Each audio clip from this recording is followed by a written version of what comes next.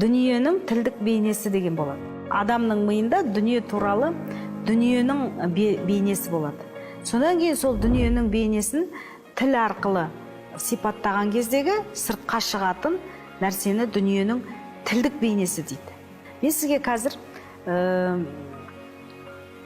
қой үстіне бозторғай жұмыртқалаған заман болыпты деп айта салдым, е? Сіз бірден ол заманның қандай болғанын түсіндіңіз. Ал енді басқа адамға, басқа ұлттың өкіліне мен қой деген сөзді аударып, баран деп, е? Бозторғай деген сөзді аударып, жаворонок деп, е? Мысалы, орыс тіліне аударып.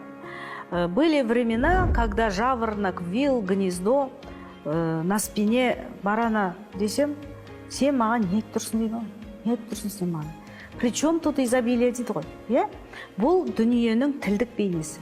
Біздің санамыз, қазақ деген ұлттың санасында дүниенің тілдік бейнесінің бояулары, нақыштары, образдары, символдары, эталондары, стереотиптері өзінше. Ал орыстарда өзінше. Мүлдем біздікіне ұқсамайды орыстардікі. Мысалы, орыс тілділер бір-біріне тілек айтқанда оставайтесь такой красивой, как вы сейчас деп айтады, е?